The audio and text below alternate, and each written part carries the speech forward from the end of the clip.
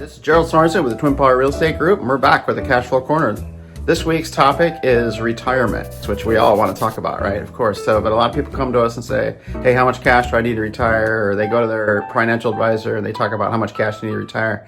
Well, it's not about the cash. It's really about how much income do I need to retire? So if retirement is all about income and not just about how much cash you have, then how do you make that income? You need a cash flow system that also maintains your asset and allows you to retire. Well, rental property can definitely be the answer for that. So I have just a basic scenario of how you can do this. So we're going to start out with a calculation of let's say a $50,000 rental.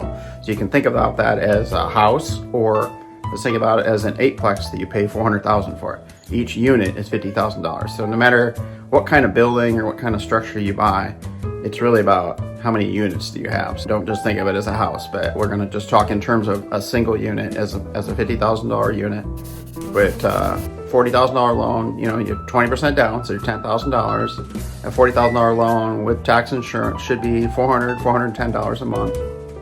You're going to rent it for around $750. So your cash flow per month is around $340. So if you pay $200 extra per month on that property, you'll be completely paid for in 10 years. So we're kind of looking at a scenario of, hey, I want to retire in 10 years and this is the income that I want. So take that number and then look at that rent. Rents increase about 3 to 4% per year. In fact, the guideline for Section 8 is 4%. You can ask for 4% every year.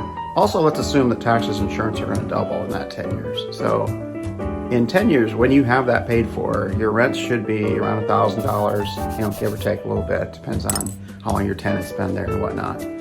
And then tax insurance, $275. So you got a good net cash flow of $725 or $8,700 a year. So you can quickly see that generates a really good amount of money. It's not enough to retire on, right? $8,700. But if you take that $8,700 and you have 12 of these units, so it could be one 12-plex that you got for $50,000 per unit, and you have $104,000 in income that year. So that's how you can look at this as, I want to put some money away today and I want to retire with $100,000 in income. So what do you put away today? Well, if you buy 12 houses at $10,000 down, $120,000. If you got that invested properly in the right rental properties and do the accelerated payout program, you will have those paid for in 10 years. You will be generating that income. So in 10 years, you're making $104,000. And let's say you do definitely want to retire and not worry about the houses at all.